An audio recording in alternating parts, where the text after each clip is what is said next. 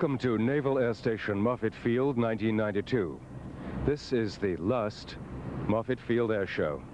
It's a time of sadness for many of us who've been coming to these air shows for years, but in a moment we're going to see what a wonderful show can be presented in the air here at Moffett. But before we see the air show, we must talk a little bit about the history of Moffett Field, one of the most important military activities in the San Francisco Bay Area, and a history that goes all the way back to the 1930s. The 1920s marked the golden age of the dirigible or airship. The first and most famous of them all was the Graf Zeppelin. Powered by 4 engines, it still holds the world's dirigible straight-line record of 3,830 miles non-stop. It was 770 feet long and 116 feet in diameter at its widest point. The Graf Zeppelin flew at a rate of 70 miles per hour. The dirigible was considered the ideal way of transportation at the time.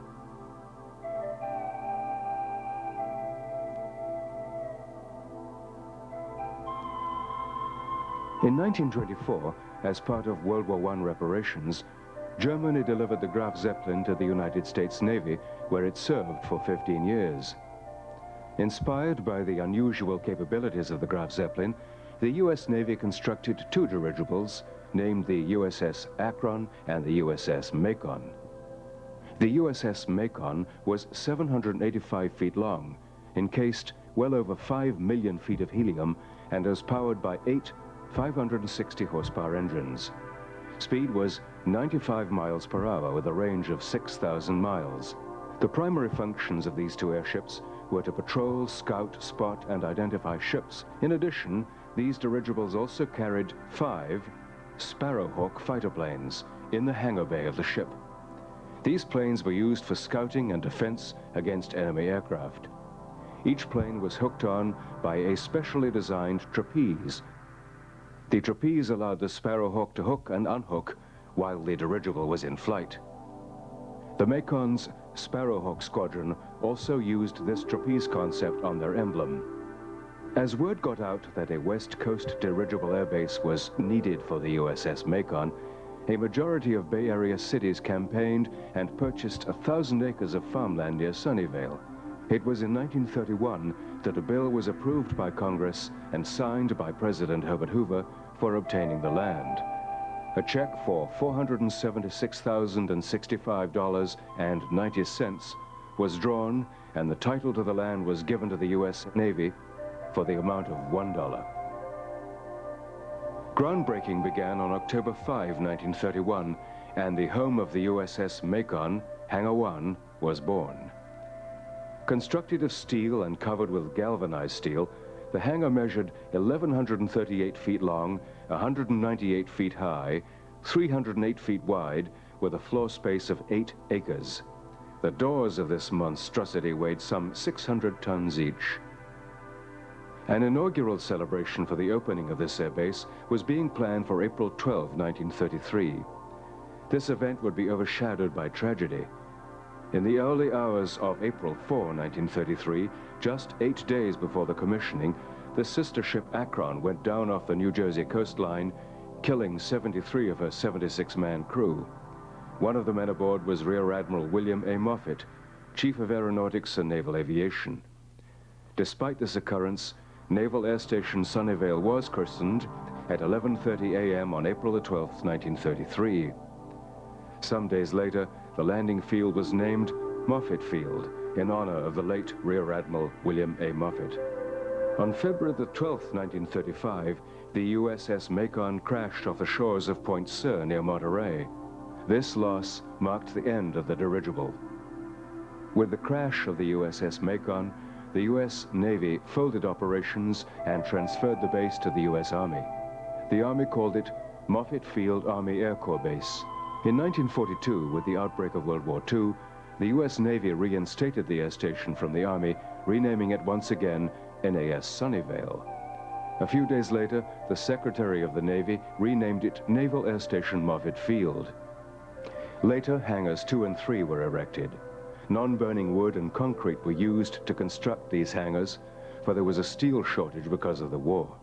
In the coming years, Coastal patrol blimps, balloons, and air training ships were common sightings in the Santa Clara Valley.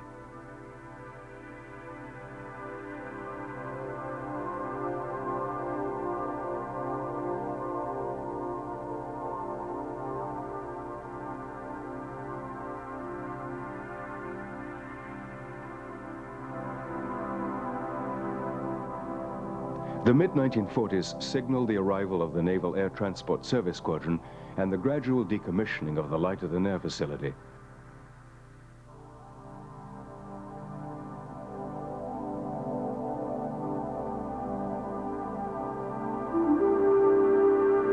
By the 1950s, NAS Moffett would soon be the West Coast's largest naval air transport base, the first all-weather naval air station, and the home base for aircraft carrier fighters guarding the Pacific.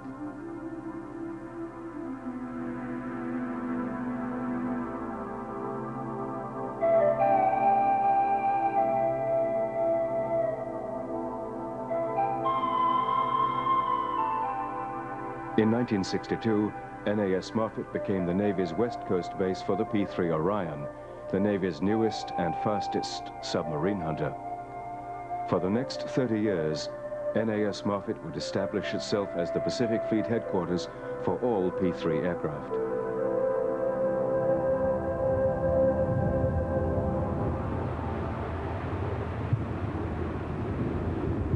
That was then. This is now. And now means that you are front and center, a ringside seat with 750,000 people who, through World Aviation, are getting to see Moffett 1992, the last air show. Okay, I have them right now, right above us. And what you'll see, ladies and gentlemen, you'll see a smoke trail start from behind the aircraft. There it is right now. The smoke is on, and that means that we've struck up the smoke canisters on the boots of our jumpers. And right now, ladies and gentlemen, it's my pleasure to hand over the microphone to the U.S. Navy leapfrogs team narrator, Mr. Tom Sharpie. And we have jumpers away, falling at speeds of up to 120 miles an hour, coming face down to the earth. These jumpers will form together and make one large group, a large donut in here.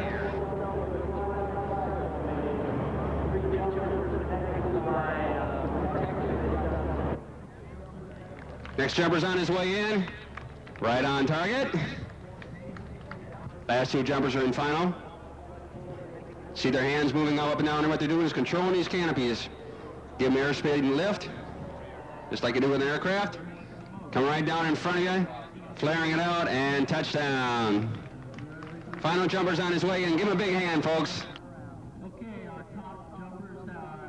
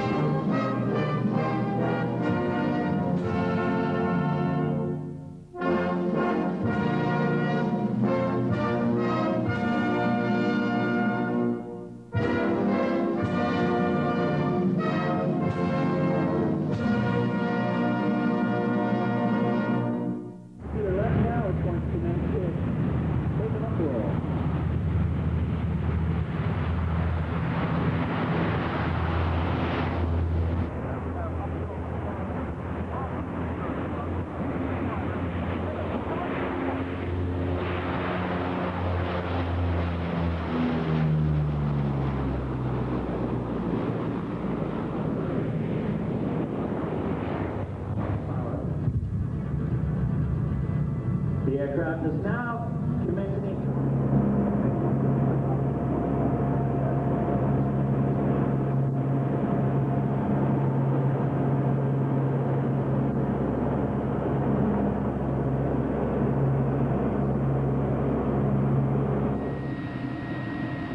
The P-3 Orion is the mainstay of flight operations at Moffett Field these days, although in its history many other aircraft have seen service here, and you're going to see a flight demonstration in the P-3 Orion that will knock your socks off. But let's talk to the crew and see what they have to say about their airplane. First of all, Mike Spradlin. Mike, would you introduce yourself, please? Yes, sir. Hi, I'm Lieutenant Mike Spradlin. I'm the pilot at the controls in the left seat of the aircraft for the air show. You've got a lot of time, a lot of experience, and you're an instructor in this airplane. Tell us what you really like about the P-3, because we're going to see it being put to its paces. Okay, I think the overall characteristics and flight characteristics of the plane are pretty amazing. You'll see from the demonstration that the plane can do quite a bit and that it's very versatile. Throughout the demonstration today, we'll never exceed any of the NATOPS limitations on the aircraft. The lowest we'll go is during the takeoff run, we'll get to 100 feet during the level off, and then 200 feet, about 300 knots during the high-speed pass. We get up to 60 degrees angle of bank during some of the maneuvers. Let's talk about the complete crew complement. Normally we have 3 pilots on a full tactical crew and 2 flight engineers. After that we have a TACO, or a tactical coordinator, who's the senior NFO or naval flight officer on board, also an officer. The other NFO officer is a navigator communicator whose sole function is to talk on the radios, make sure that he keeps the aircraft in the position that we think it is over the ocean, because unlike flying over land, you don't have any visual reference. So he's the guy that keeps you in the ballpark. Then we have a Sensor 3, or a non-acoustic operator, that runs the electronic gear or electronic sensing equipment and the radar, as well as a radar. And then we have 2 acoustic operators who are totally in charge of maintaining sonobuoy contact and monitoring that contact and interpreting the data they get from that. And then we have an ordnanceman who drops the sonobuoys and is in charge of any ordnance that we carry. And then a in-flight technician who is in charge of fixing anything that breaks during the flight. What do you consider the primary challenge, especially when you are pushing the envelope, as we will be seeing in the demonstration in a little while? I think the hardest part for us during the air show and flying is to keep flight safety the paramount thing. We back up the pilots with altitude assignments, radio calls, outside air traffic, and on top of all that, we are required to keep track of all the systems, emergency procedures, environmental, hydraulics, etc. It can be a very challenging job for flight engineers.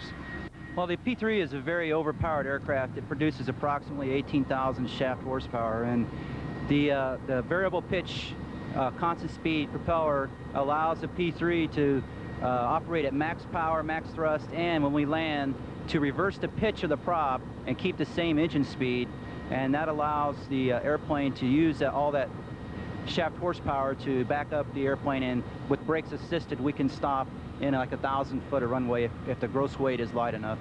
As you probably are all aware, there have been occasions in which P-3s have been lost, and the speculation has been overspeed propellers.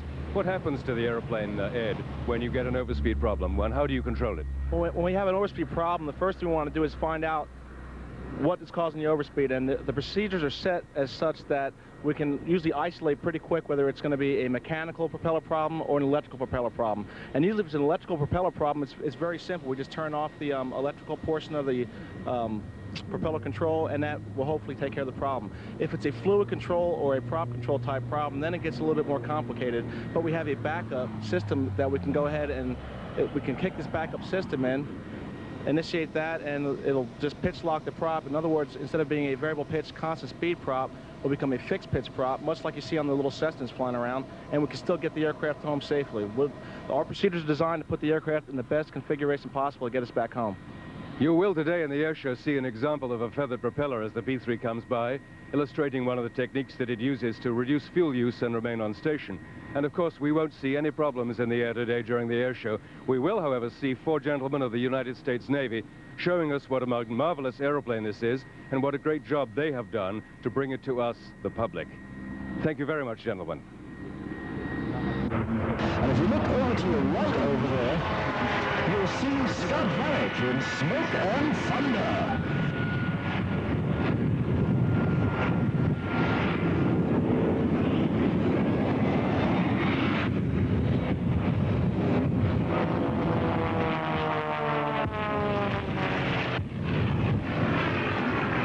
talk to Scott Hamack. First of all, Scott, how do you come to be at the wheel of this remarkable vehicle? What is your background in the car business? Well, I started racing when I was a teenager in 1956, so that kind of dates me a little bit. But anyhow, I've been around the racing field for quite many years, and was involved in aviation to the interest in it anyway, and wanted to combine the two together. So I decided I was going to put a jet engine in a dragster of this type, and proceeded to put this vehicle together roughly 14 years ago. The car itself is 26 foot long, and we built the chassis out of 4130 chromoly tubing from the ground up. The engine itself is out of a North American Buckeye, which was a Navy trainer, and they normally ran that aircraft without an afterburner, and they developed about 3,400 pounds of thrust. With this combination we have fitted it with an afterburner, developed 65 to 6,800 pounds of thrust, which gives me a 3-to-1 to power to weight ratio, and gives me the awesome acceleration. The car accelerates from a standing start at roughly 4 to 4.5 Gs, and will accelerate from 0 to 280 miles an hour in just under 6 seconds. So if I let the burner run for just a split second longer, I'm up in the 300-mile-an-hour range instantly. I've been running this car now for 13 years, and I'll tell you, the experience today operating it's no different than it was the first week I started running it. There's no doubt about it. Once you get in it and you fire this thing up, there's an awful lot of horsepower, and you're controlling the whole situation. So the performance definitely pumps your adrenaline up and really gets you ready for what you're going to do. When I actually race the airplanes, I let them come in at a speed roughly 180 to 200 miles per hour, and this is the advantage they have over me because I'm sitting at a standing start. So as they approach the vehicle, as soon as they get on my tail, I'll get a signal from my wife out there with a set of flags, and I'll light the afterburner and I'll chase the airplanes because they're going to pass me. But within a quarter of a mile, I will catch them and overtake them.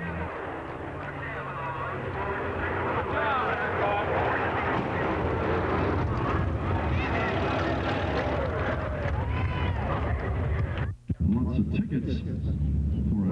And ladies and gentlemen, from your left, there is the big super salmon of Mr. Eddie Andrini.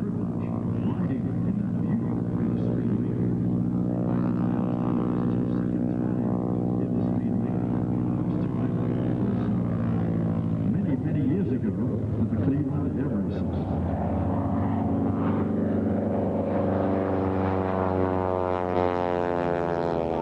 Don't make it go right fast through his own smoke. It's the torque of the engine that's making the airplane turn around. Eddie's not doing anything except moving on real tight. Hang on, Eddie.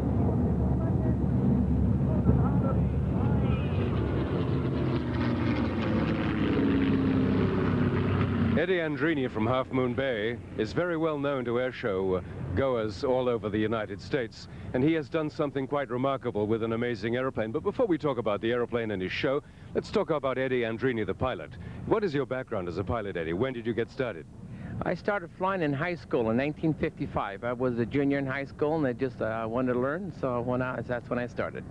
And tell us about the equipment, where you started, what sort of airplanes you were flying, and roughly what has brought you to this remarkable creation today.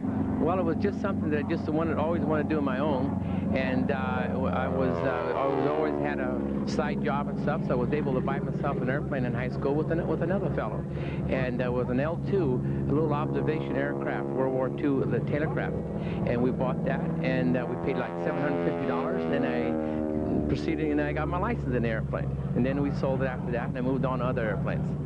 This is not really a Sturman anymore. It's been, very highly modified, and we started with the engine. We put a larger engine, double the horsepower, or actually more double. It was 225 originally, it's got about 500 now. It's an R985. And we put a cowling on it, and it's got an inverted fuel and oil system in it. It's got 4 ailerons on it, and then we changed the wheels, put smaller wheels on it for less drag, and we have root fairings on it, and we have spades on it like a little Pitts has. So this airplane kind of performs between a big airplane and a little airplane.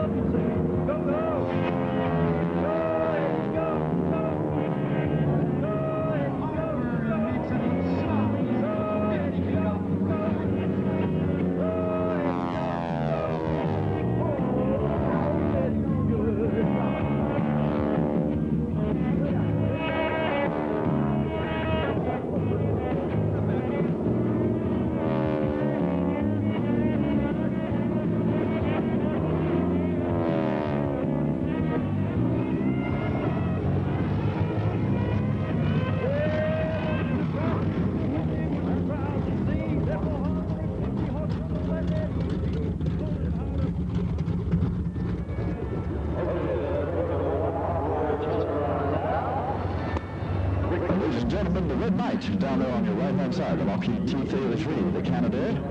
Rick Rickett at the controls is running up the engine now, that Rolls-Royce Mean 10 engine. They'll be taking you off and showing you a beautiful display of precision flight in the Lockheed T-33.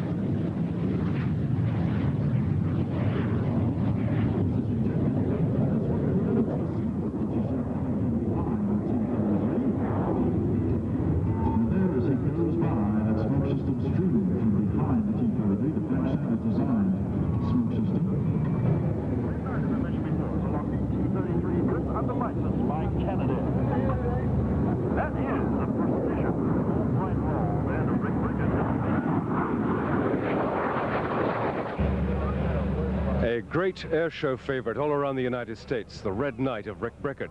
Rick, how do you come to be standing here, a demonstration pilot at air shows? What is your background in flying? Well, I'm the president and owner of Red Knight Air Shows, and we're a solo jet aerobatic demonstration.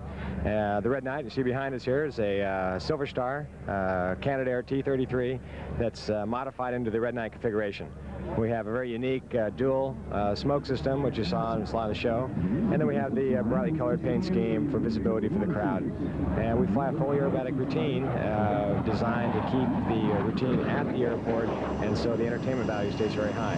How did you come to pick this airplane, and where did it come from? Well, a couple years ago, Dennis Sanders and I were looking at starting up an air show act, and we started going through jets and what would be suitable. And we said, well, we have to have 2 seats to be able to fly the press rides. So, okay, that knocked out, you know, Sabres and the single-place MiGs and things like that. We also wanted an airplane that was had self-starting capability. The straight wing of the T-Bird helps us so we can get in and out of some of the smaller shows, especially higher elevations. And so basically the T-Bird kind of picked us, you know. It was kind of, when we got down to the bottom of it, it was like, well, it'll be the T-33. And then also cost and availability was a factor. I mean, there's some airplanes that would be suitable that are, you know, modern day airplanes that are very expensive that wouldn't pencil out in the airshow environment. As far as my routine, I have min and max speeds, min and max altitudes. I have crossing altitudes over the top of every maneuver. There's absolutely no freelancing going on. The only thing I will do is if I don't have a ceiling or clouds in the way or something happens, I'll drop a maneuver, but I won't add anything. There's no ad-libbing.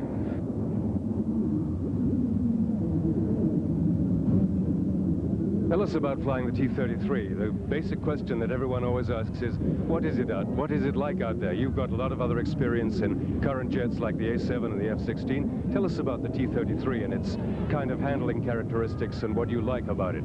Well, the T-Bird's a great airplane. It, like I say, it's not a all hydraulic airplane. We only have hydraulic ailerons that are assisted by hydraulics, so the maintenance and maintainability is good. The airplane's got a lot of performance. Yesterday I was out flying with the 1811 on a photo shoot, flying around at 120 knots. Today in the air show, you'll see me with a vertical roll going 440 knots indicated. I try to keep the top end of the show down to about 400 knots, so I stay in very close with the show site. But the airplane's got a lot of performance. It's got ease of maintainability. And as far as flying, it's a very nicely balanced airplane. It's quiet, it's air-conditioned, pressurized. You fly your air show, you fill it up with fuel, and then you get about 1,000-mile legs with it. So you can get from coast to coast and get back to your real job, you know, for Monday. It's a good aerobatic airplane. It's a very honest airplane. It's got only one minor negative handling characteristic, and if you know about it, you just stay off the rudders. It's yaw sensitive. And besides that, there are really no negative handling qualities of the airplane. So it makes for an ideal air show airplane.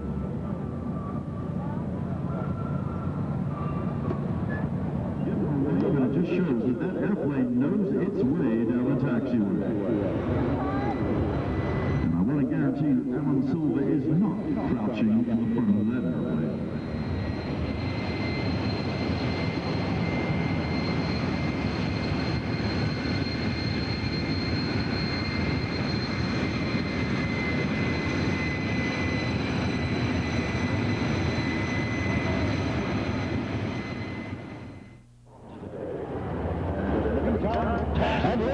gentlemen, from you right now, as promised before, Mr. John Culver in the AT-6 Texan.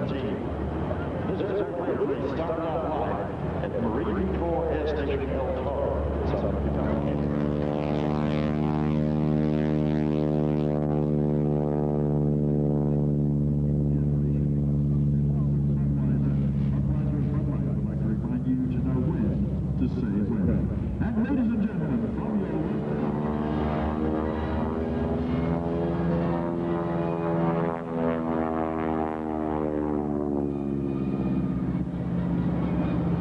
John Juss here at Moffett Field for the last Moffett Air Show, talking to John Culver, the SNJ exponent.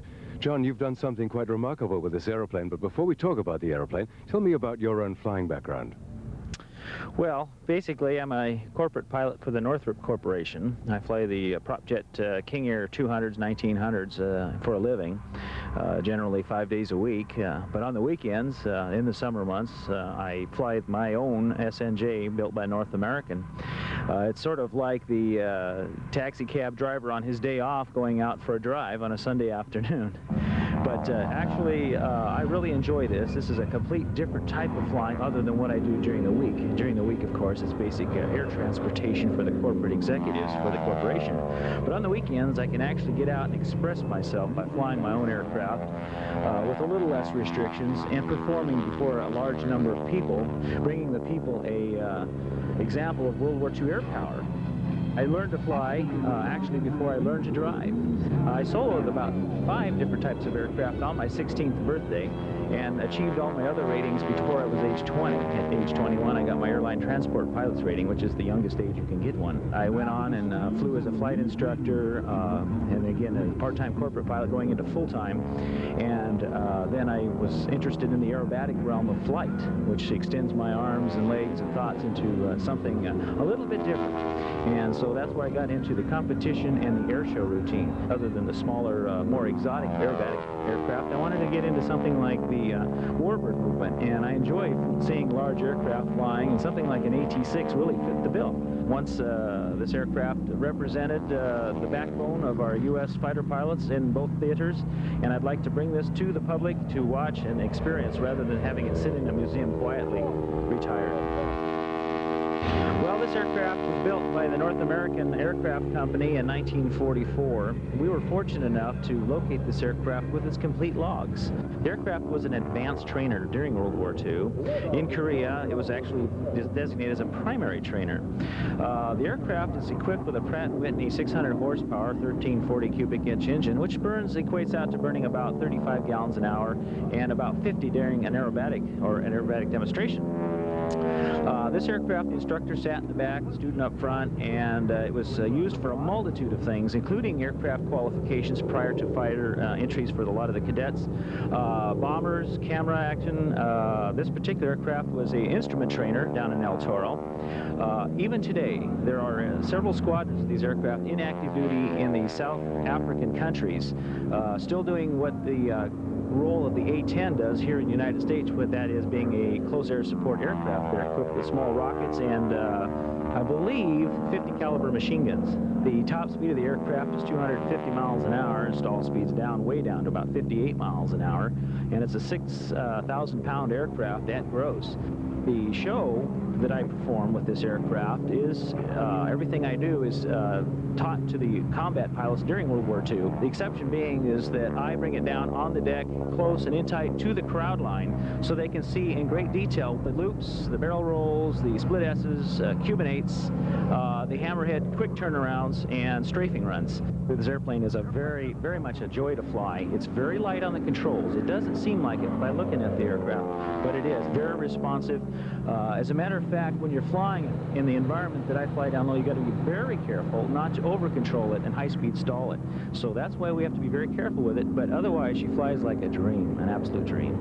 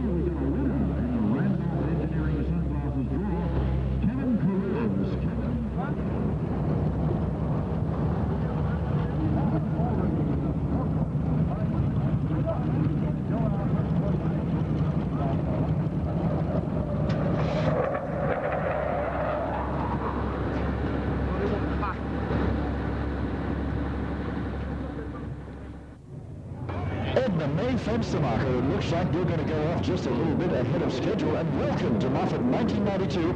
Edna Mae Fenstermacher from the East Alviso, Pink Flamingo Lawn and Garden Club.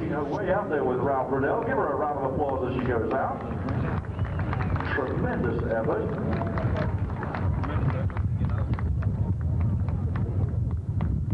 I don't know that hat is going to stay in the May. Yes, and the high heels are giving a bit of a problem there too, I see.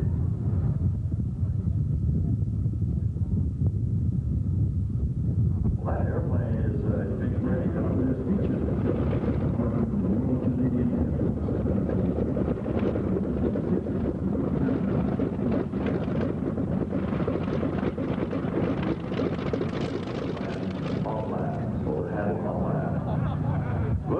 officially retired from the airship business, and he has,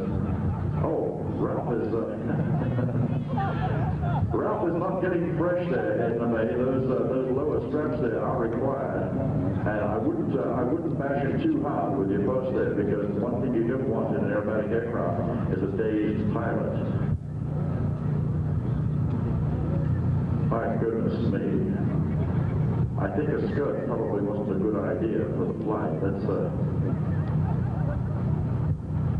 my goodness. Climbing the hole right there. Yes. You've heard of TGIF in the May. This one is FGIF. Feet go in first. Wiggle her way down there. Jenny Craig strikes again.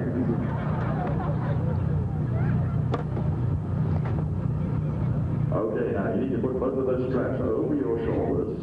And that first speed wing, incidentally, as I mentioned before, flown by Joe Jacobson, flew the speed wing at the Cleveland National Air Races in the 1930s. This is a historic aircraft. For those of you that are looking up close, look at how thin the wing is on the Curtis Speedway to allow it to glide better. I know I've heard that said many, many times over and over, that the biplane has got more wings, so therefore it glides better. Actually, the reverse is true.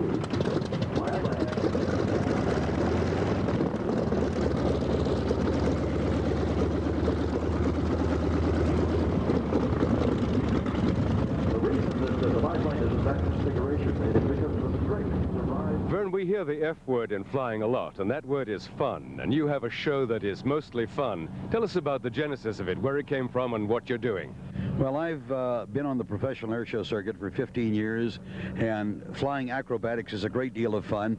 But some years ago, we decided to put a little comedy routine in to lighten up the air show. Even Shakespeare's tragedies, as you know, have a little comedy relief in them. And so we thought up old Edna Mae Fenstermacher, the poor old lady who's never been in an airplane before, and let's give her her first airplane ride. And then we hide a parachute jumper in the front cockpit. Nobody knows he's there, so that even the more sophisticated people that know that Edna Mae's not for real get very suspicious when two people get in the airplane and two people get out and there's nobody left in the airplane. Wait a minute. Ralph, your airplane is getting away from you. Edna Mae Fenstermacher at the control. All crash personnel report to the flight line. All crash personnel report to the flight line. We have personnel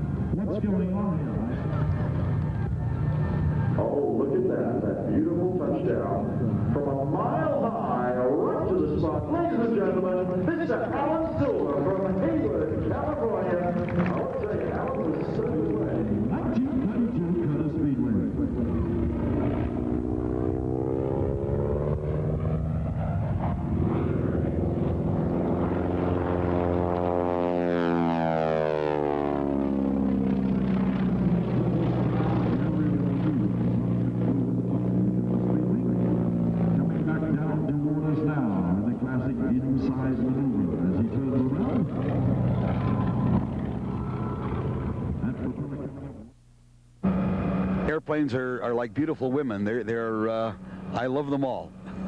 This is a 1932 Curtiss-Wright B-14B Speedwing, and it was built as a sports racing plane. The fellow that would buy this airplane in 1932 owned the then equivalent of a F-16 fighter plane. He had the fastest civilian airplane in the world, as fast as the modern fighters of its day. And it's a sweet, beautiful old airplane that was built for sports racing.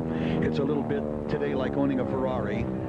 You've got real high performance. This airplane, even though it was built in 32, will today give a modern Bonanza a race for its money.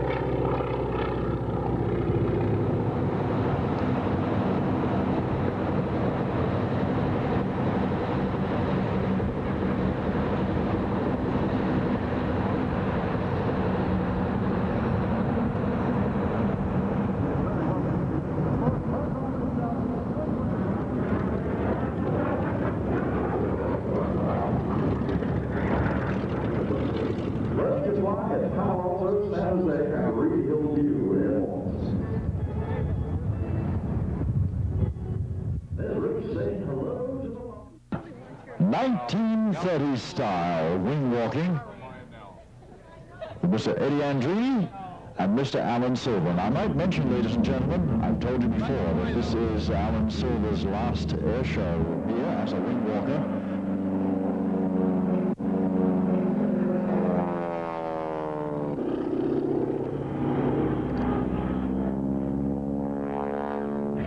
The other half of the Eddie Andrini Air Show is the brave man who rides the wing, and that man is Alan Silver. Alan, people question your sanity in doing what you're doing up there, but you do it wonderfully. How did you get involved in the wing walking business? It was not a whim exactly, but I'd been doing a wing walking routine off of Jim Nisson's 1918 Jenny with a modified version where I wore a parachute. And of course, I had met Eddie many, many years ago at air shows, and we'd often teamed up together where I'd do a parachute jump out of this wonderful Stearman. And one day between seasons, we just said, you know, I'd like to enhance my parachute routine, and Eddie said, I'd like to enhance my flying, and so we came up with the wing walking, and I said, I'd always wanted to do that, a real wing walking routine. And so we went out and practiced one day at Half Moon Bay where Eddie's located. In fact, 2 other Stearmans went up with us because they were assuming I was going to fall off the first day. We went out over the ocean. I climbed out onto the wing of the aircraft, looked back at Eddie, I said, looks like I'm ready. Gave him the thumbs up. We did a roll. I was still there. And we did a loop, and I was still there. And I said, hey, this is great.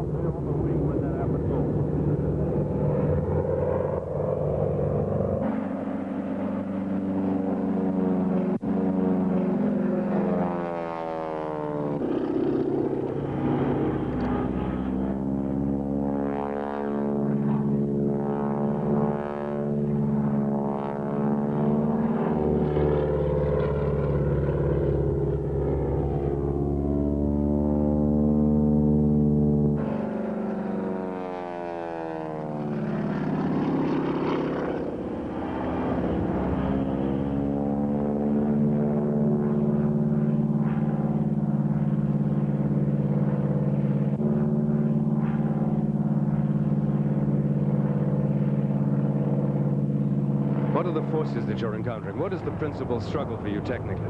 Well, the biggest struggle is, I can relate it, I think people can relate this to the recent hurricanes in Florida, where they call a force 4 hurricane. We're talking of 150 to 60 mile per hour winds, particularly when, you know, something in the diving maneuver just before we pull up. And then at that point, we're pulling 4 to 5 Gs, you know, 4 or 5 times your body weight. That in itself is quite a bit on your body. But probably the most critical time is when I transition from the lower wing to the upper area where we have the rack located. And when I'm next to the fuselage, the prop wash is a big factor in getting my timing right to swing into the aircraft and the grips right to climb up to the top of the aircraft. That's what I consider the most critical time of the whole performance.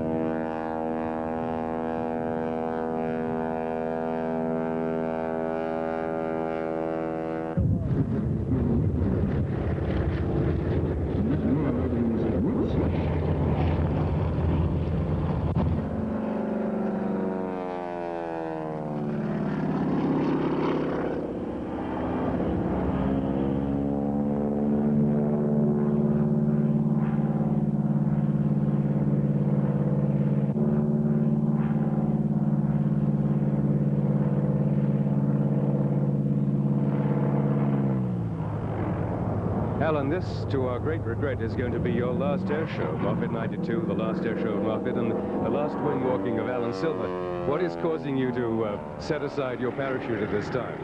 Well, I just figured if Moffett's going to be closing and no more air shows, I'm going to quit my wing walking routine. But I had committed myself to about 3.5 years of this, and one for money for myself and my wife. But I just discovered this is extremely hard on your body doing this, and I've got gray hairs. It's not been right up there on the top of the airplane. I'm 48. I should have started this 20 years ago. I'm finding the black and blue marks don't go away in a couple days of the young kids anymore, and I do have a little bit of a back problem, and it's been really bothering me a lot this year. I'm not not leaving the air show circuit. I still have my parachute team, the Spirit of America, and I'll be still doing routines out of aircraft like Vern Dahlman's and doing the Edna May routine. So, and occasionally, I don't know, you might twist my arm and Eddie might find me on the top of a plane someplace along the line, but you know, there's not too many of us that walk the wings and everything, so it's been a close fraternity, and it's been a wonderful experience. It's been a interesting growing experience. You know, the air show people, we're a very tight family. Flyers, all of us that are around the aircraft. And our main job is when you look out, 400,000 people, our main job, as Sean Tucker said, is to entertain the people. And that's what we're here to do, and put on a good family entertainment. And as you can see from the show that Alan and Eddie are doing together, it is a wonderful show. It is marvelous entertainment. We're delighted that Alan has been able to give so much of himself. And Alan, you will be very seriously missed. John, thank you very much. Appreciate that.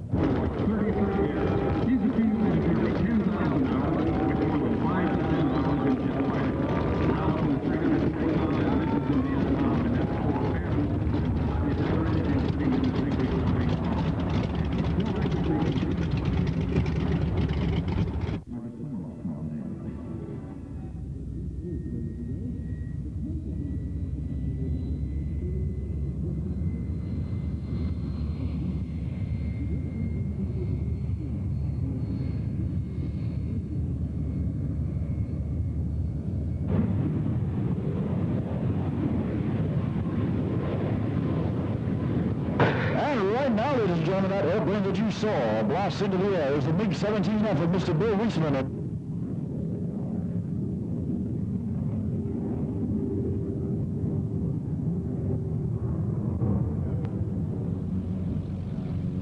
Bill Reisman is here at Moffett 1992, the last Moffett Air Show, with a very unusual airplane, his MiG. But before we talk about the MiG, Bill, tell us about your background as a pilot. How did you get started? Well, I learned to fly the summer I was 13. I soloed when I was 16 and got my license when I was 17. And then I spent 20 years as a fighter pilot in the Air Force, a couple of years as an airline pilot. It's something that's very deep within me. I've never been totally smitten by an aircraft. I mean, it's pretty big. As soon as I saw it roar by with that beautiful 20 feet of orange flame coming out the afterburner, I knew I had to have this aircraft.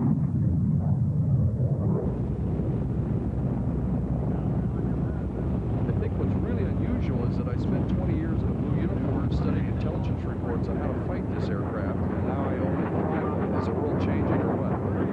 The aircraft is a dream to fly. It's a very honest aircraft. The MiG-15 has some very bad flying characteristics. They designed those characteristics out of the MiG-17 when they, what they really did to create the MiG-17 was redesign a MiG-15. They changed the angle of the wing sweep from 35 to 45. They added a third wing fence instead of two. They thinned out the wings, rounded the wing tips, and they extended the fuselage so that they could add the afterburner engine. And all of those characteristics changed the flying handling capabilities of the aircraft dramatically. It's a very honest aircraft. Now again from the left, Bill Reisman.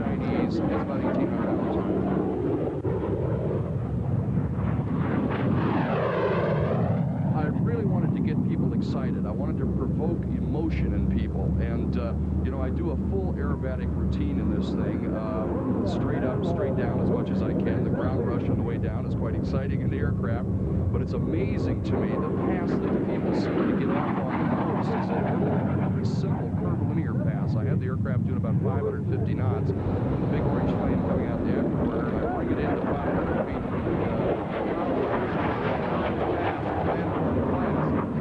Seem to enjoy that much more than anything else I do.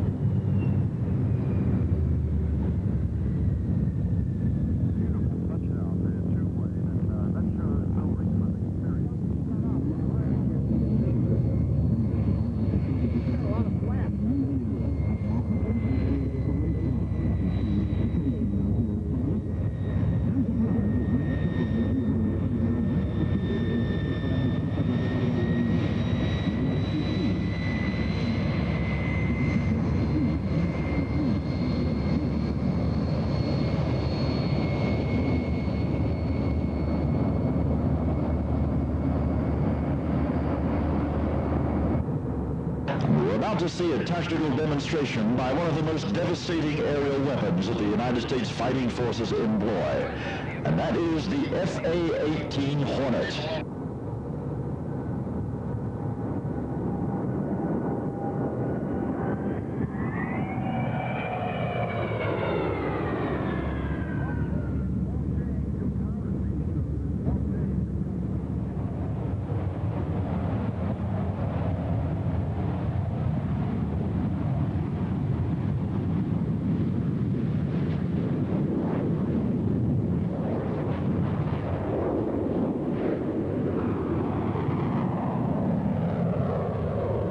The F-18 Hornet we're seeing today is from VFA 125 at Lemoore Naval Air Station in Lemoore, California, and this is a frontline fighter attack machine. This is not a demonstration aircraft. What you're seeing is an actual tactical demonstration of the capabilities of this aircraft.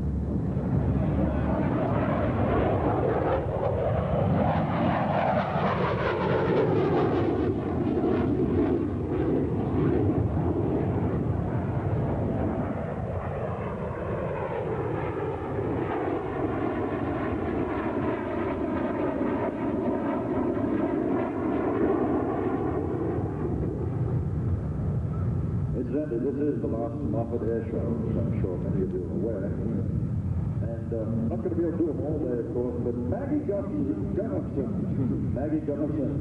who was born October 18, 1922, is 70 today.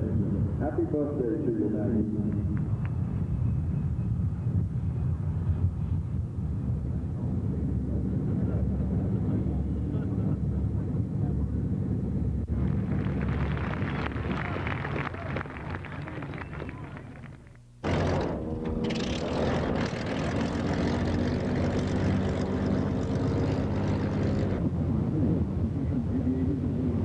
Well, ladies and gentlemen, gentlemen, we go from the finest that the military have to offer to the finest that the civilian world has to offer. And that is the 1991 and 1992 United States aerobatic champion, Miss Patty Wagstaff.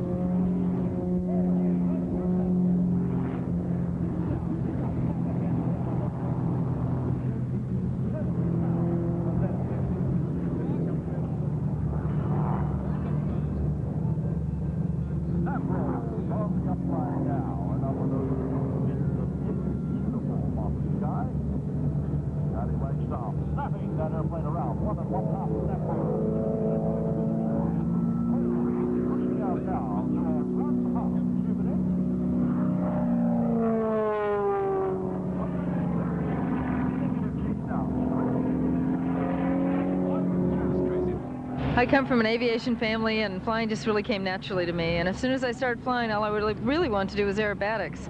So I've been doing aerobatics since about 1983. I got my license in 1980, and I've been going for it and doing it full time ever since. I started in decathlon. Then I went to a Pitts S1S, another Pitts. I went to an Extra 230, and now I fly an Extra 260. I first heard of this airplane in 1987 when Walter Extra built it for himself, and it's a combination of both wood and composite construction. It's a fabulous airplane. It was the first six-cylinder monoplane that Walter built, and when I saw it, I thought, this is the plane that I want. Finally, Walter sold it. He wasn't interested in selling it for a couple of years, and sold it to Pompano Air Center in Florida, and I bought it through them and made some small modifications, and I've been flying it for 2 seasons now. It has a climb rate of about 4,000 feet a minute, a roll rate of 360 degrees a second. It has 315 horsepower and it only weighs 1,100 pounds, and I tell everybody that's about what a Harley weighs.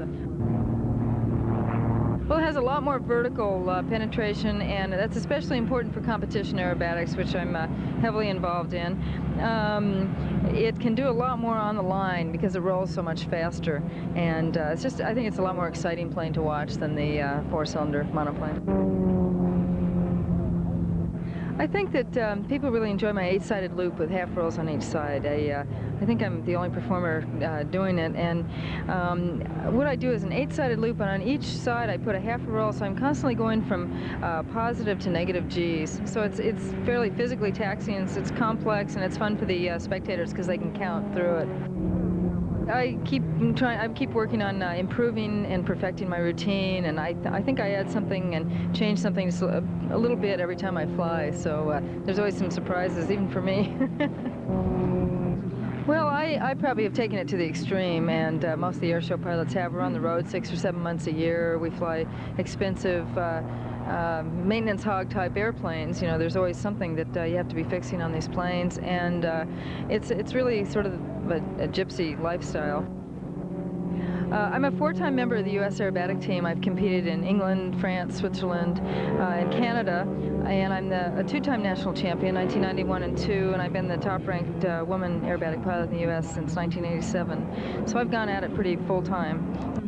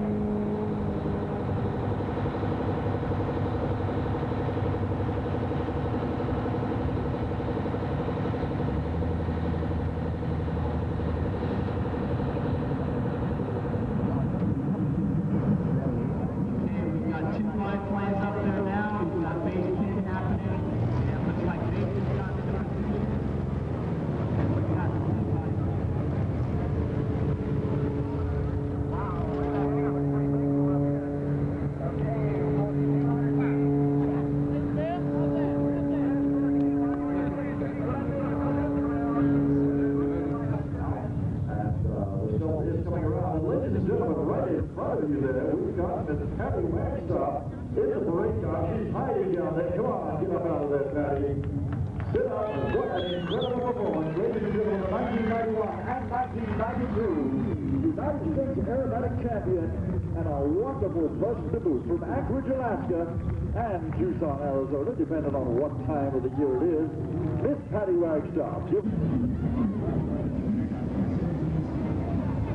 As we promised earlier on, ladies and gentlemen, we do have, for your excitement and viewing pleasure today, the Stealth F-117 fighter.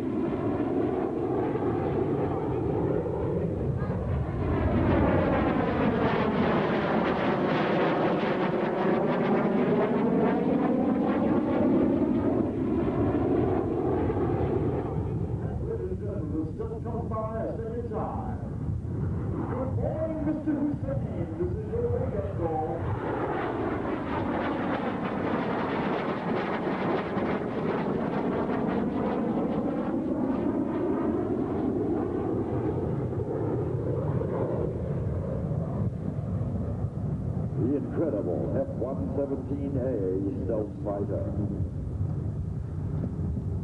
Manufactured by the Lockheed Advanced Development Project.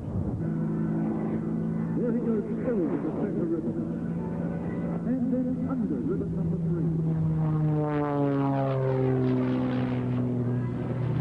And ladies and gentlemen, if you'll direct your attention high above you right now, you are watching the aerobatic biplane, the Randolph Challenger of Mr. Sean D. Tucker.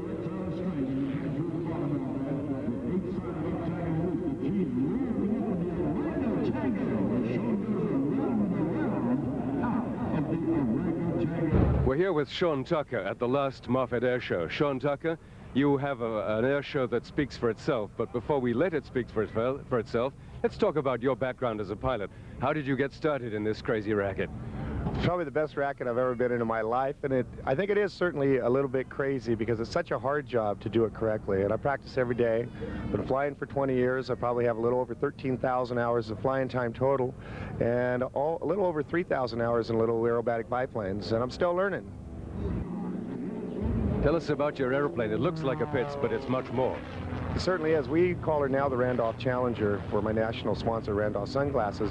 But what we've done is changed it here and there. My partner, Tom Dygert, who's an engineer with Lockheed, is the one who came up with a lot of the designs of the airplane. We have 320 horsepower instead of 260. Our wings have been changed to get a little more roll rate. Tail's been changed, and we wanted its own unique look.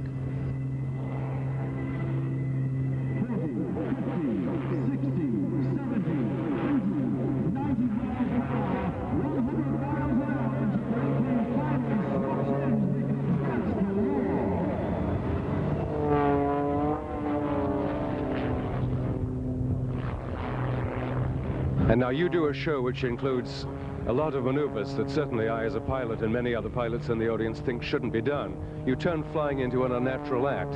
What exactly are you trying to prove with this? It's a marvelous proof, but I'd like to know what your philosophy is in the show. Well, I think every performer who flies, it personifies who they are with their spirit. And that's Sean D. Tucker out there, and I give 110%. Today, we'll have 500,000 people here, and today, with these 500,000 people, I'll have them in the palm of my hand. And they know when I'm done flying that this gentleman gave 110%. And I'm very humbled by the opportunity and very proud of the fact that I can fly like that.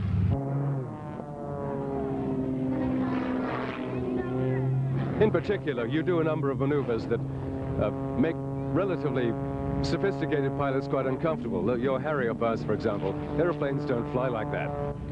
Mine does, and Sean D. Tucker does, and that's because I work very hard at my art, and although it's transitory, I consider it art. Anytime you can provoke emotion in people, you've created an impression, and you've succeeded in the opportunity to do something like that, and it's very important to me.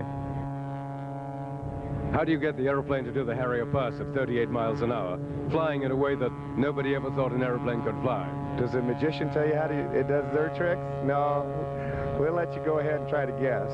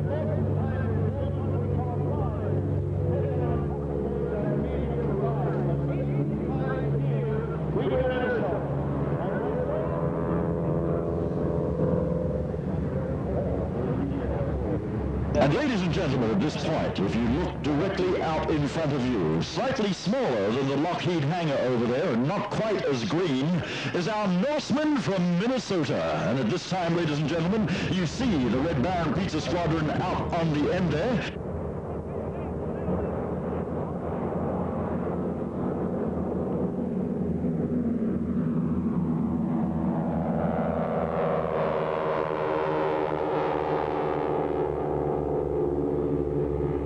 The Red Baron Pizza Stearmen are here at the last air show, Moffett 1992, showing us what a wonderful, great old biplane this was and still is.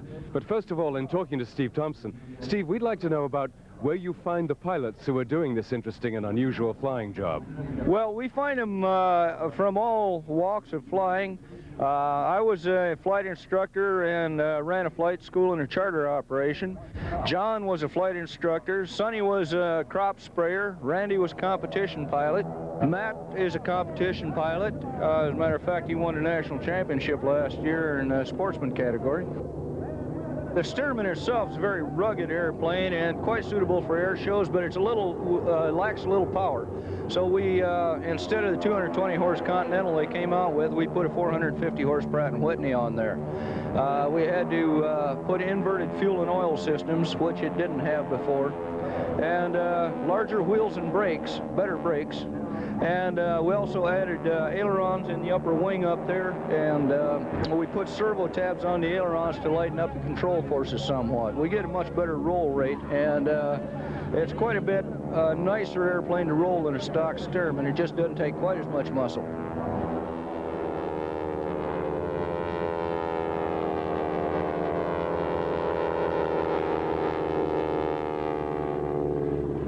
One of the things that intrigues everybody who comes to an air show is, how do you design the air show? What do you decide what maneuvers you're going to do?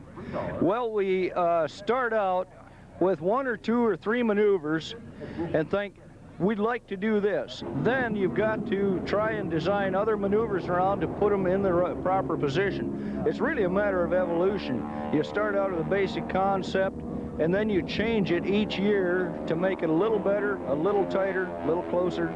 It's mostly evolution.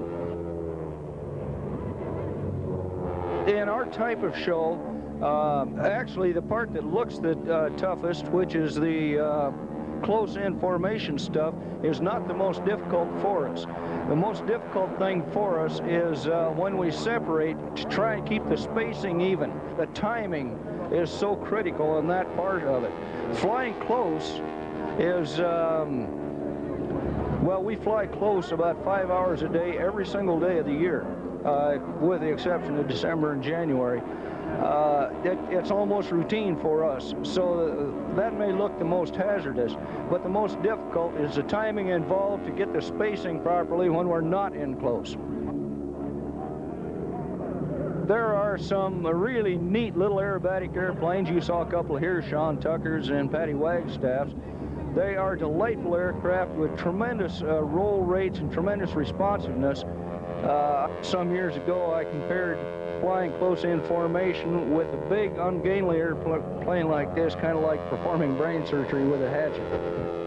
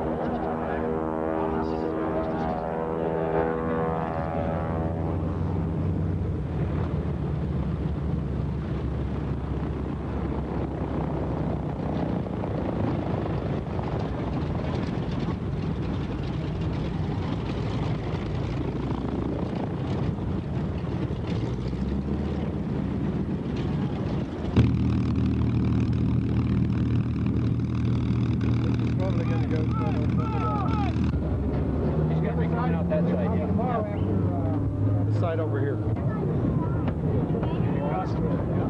Coach Walsh, what brings you to an air show? I didn't realize you had this interest. Well, I'm a big airplane buff, and I've always wanted to fly a P-51, and it was just marvelous, just wonderful. That was the question. How was it? Tell us about the experience in a bit more detail. Well, it's a very smooth airplane. It's just beautiful, beautiful airplane. It was just marvelous. There were two of us, so we got pretty close together, and to see the F-51 in flight is just wonderful.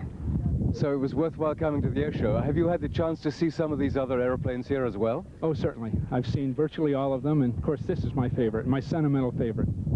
Have you a specific flying experience of your own? No, I've flown with jets and things like that, but this is the best. We're delighted that you're here. Thanks so much. Thank you. Thank you, Bill. I hope that wasn't too much.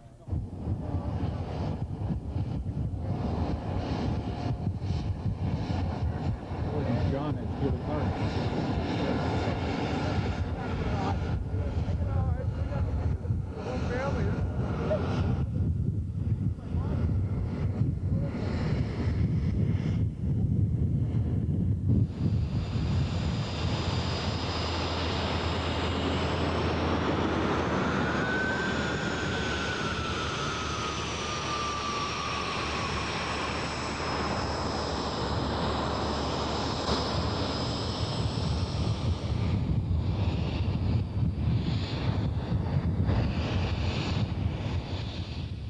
We're here with Bob Gilliford and his beautiful Sacco Golib. Good evening, Bob. Hello, Robert. How are you doing? Wonderful. Thank you so much. Well, listen, I don't know too much about the Golib. Maybe you can start by telling us where it's made and go from there. The Sacco Golib here, which you see behind me, is an indigenous product of the Yugoslav aircraft industry. It was made in the Bosnian city of Mostar, which is an old Muslim town on the Neretva River, which is now probably, unfortunately, largely rubble. I don't know, but this airplane was developed in the early 60s by the Yugoslav aeronautical industry and was designed and built there. It incorporates a lot of Western components, notably the engine, which is a Rolls-Royce Viper, an engine that is in wide use in many military trainers, and actually was the engine which was used in the early Hawker business jets. So unique among foreign airplanes, foreign military jets, this has a certificated engine actually in the U.S. The prototype first flew in 1961, and I think the production went into the 70s, if I'm not mistaken. This particular airplane was made in 1967. It was in an operating squadron. It was overhauled, engine and airframe, in 1986, continued to be operated by a training squadron, and it was sold to a dealer in the United States in 1988. It left the operating squadron in about July, was disassembled, shipped over here, and flying again in the beginning of the year 1989. And it's relatively unsophisticated in terms of its systems. For example, it's not pressurized or air conditioned, which is actually good because it's one less system and a little less power taken from the engine. All the controls are manual. The starting of the airplane is extremely straightforward. Hit the button for 2 seconds and everything else is automatic. I've been involved for many years with propeller fighters, and I owned a couple Mustangs and a Corsair and a Sea Fury, and it was initially a little bit of a change to get into something that is not shaking you to death and that doesn't drip all over you when you get under it, but it's been a very happy transition once you get used to the difference in operating characteristics and aerodynamics of the engine and the fact that you don't have a prop blowing air across your control surfaces. It was a fairly easy transition, and now I'm very happy to be flying it. It's very quiet and smooth, and in many respects, or actually in most respects, it's a lot simpler to operate than a prop fighter, as long as everything is going well. There's very little to do. It's just essentially a go lever and a gear and flaps and a stick, and so it's a very nice airplane to fly from that standpoint. The airplane is designed primarily as an advanced trainer and a light attack fighter. It carries, as you can see, 250 caliber machine guns in the nose. It's equipped with hard points so it can carry bombs and rockets, and it was used in that role primarily for armament training, but of course, things being what they are, it's now being used for combat, I'm sorry to say. Here's one we've rescued, and it's not hurting anybody now, and I hope it won't. From your your right, ladies and gentlemen, is the Yak Attack, and here to tell you all about it is Mr. Ray Moreland. Spasiba, Gordon. Tovarichi Dieti. That's ladies and gentlemen and girls and boys. Boyd's, the makers of quality gourmet coffee, are proud to present Bill Reisman and the entire Yak Attack team.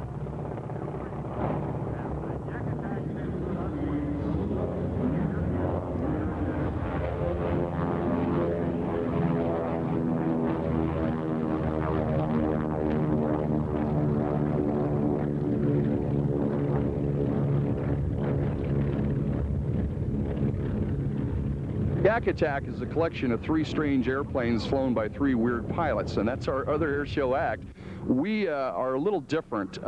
We took a 1946 Beechcraft D-18S and paired it up with the only 2 Russian Yak-50 aerobatic aircraft in the country, painted them all a startling black color with red noses, and it's a very popular act, and we do aerobatics around the Beechcraft with the Yak-50s.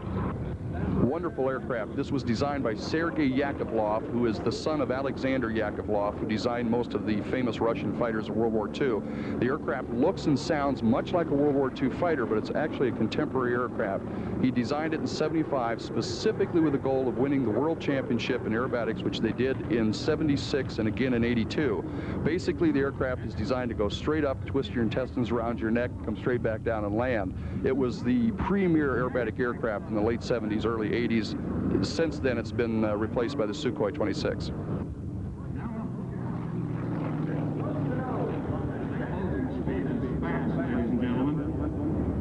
One of you guys better do something and do it mighty quick. What's the noise? It's working for you. Look out.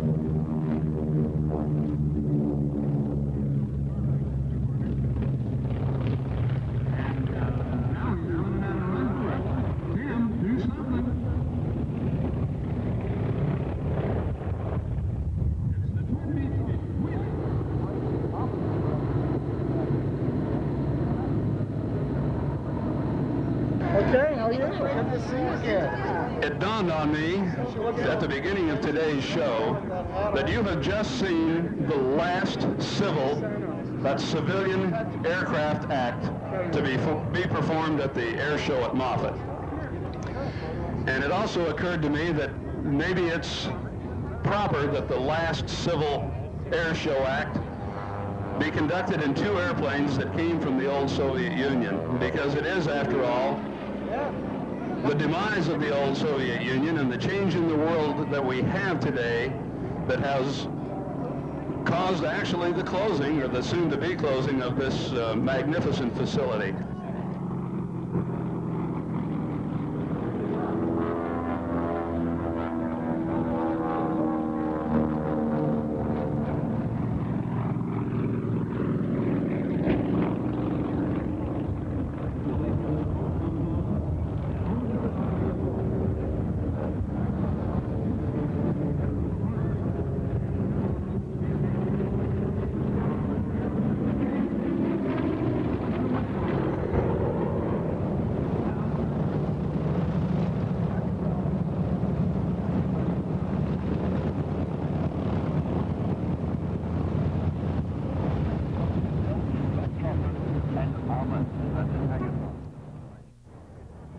So, ladies and gentlemen, right now, on the last day of Moffett in 1992, it is my distinct pleasure and privilege to hand over show control at this time, ladies and gentlemen, to Blue Angel number 7, Lieutenant Commander Dave Stewart of the United States Navy, Blue Angels.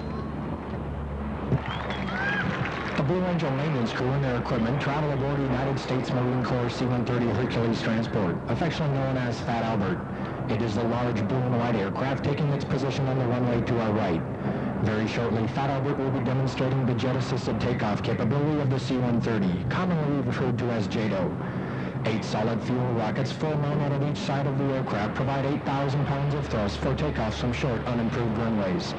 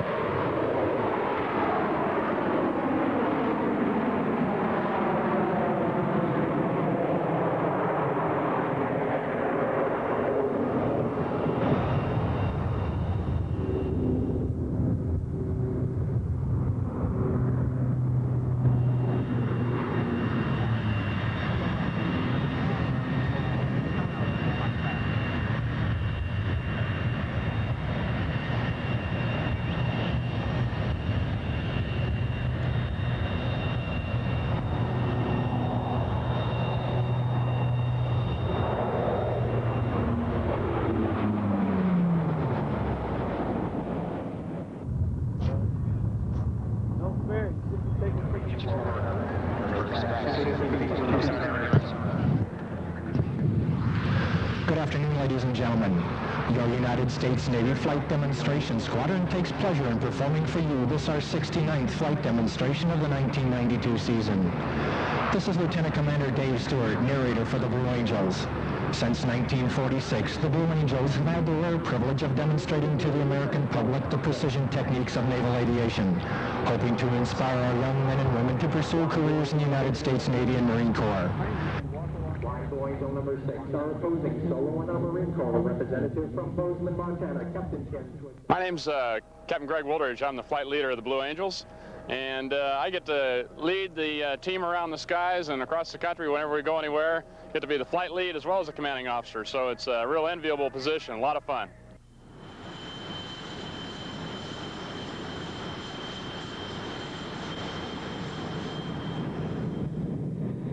The F-18 is just an outstanding airplane. It's an outstanding air show airplane, but most importantly, and really the real importance of the airplane is that it's a tremendous combat aircraft. It does both the fighter and attack mission. Off the aircraft carrier, when I had a squadron on the USS Midway, which I'm very proud of, we flew off the decks. If we went on a bombing mission, we went off with bombs, but we also had air-to-air missiles that we always carried with us, so that we were always ready to do both roles. And in that way, if we're going to a target to attack it, we can also fight against those enemy fighters that might come up and try to keep us from getting to the target. So we have our own self-escort. And it's just a great airplane, great turning capability. The flight controls are superb, and it's got a lot of thrust to weight. It's just a dynamite airplane.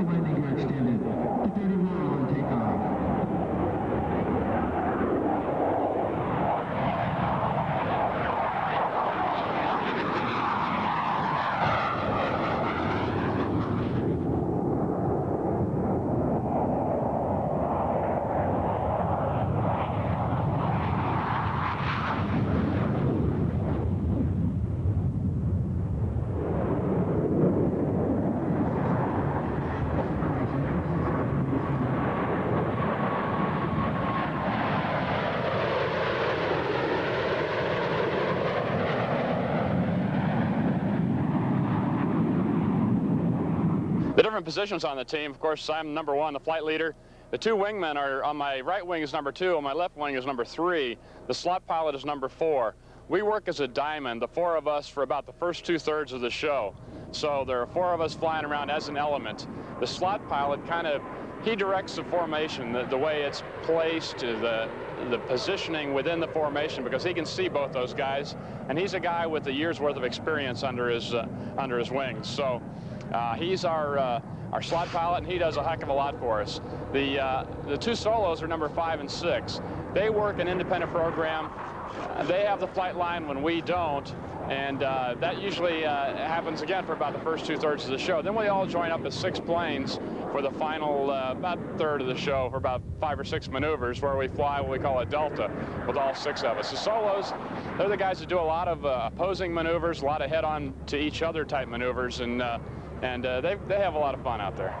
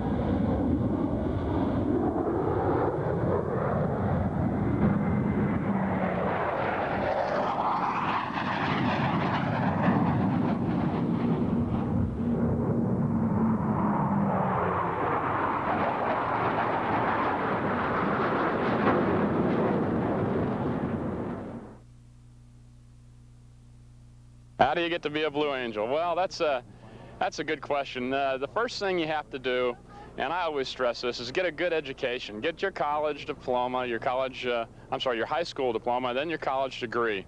And once you have the college degree, then you can join naval aviation, either as a Navy guy or a Marine guy or gal. It's open to both men and women, and you work real hard at that, and you earn your wings of gold, and then you go on and get some experience in the fleet. And it takes about 1,500 hours of tactical jet time to qualify for the team. So that takes probably 4 or 5 years of flying. And once you've gotten that prerequisite 1,500 hours of tactical jet time, then you can apply for the team. We take men and women. We haven't taken a woman pilot yet, but it's in the works. As soon as they get cleared for combat duty, then women will become eligible for the team. We like to have that as a prerequisite, the combat related duty. So, and that's going to come very soon, and I predict we'll have a woman on the team within probably 3 or 4 years, because there's a lot of outstanding women aviators out there in the Navy. To be the flight leader, the squadron commanding officer, you have to have commanded a squadron in the past.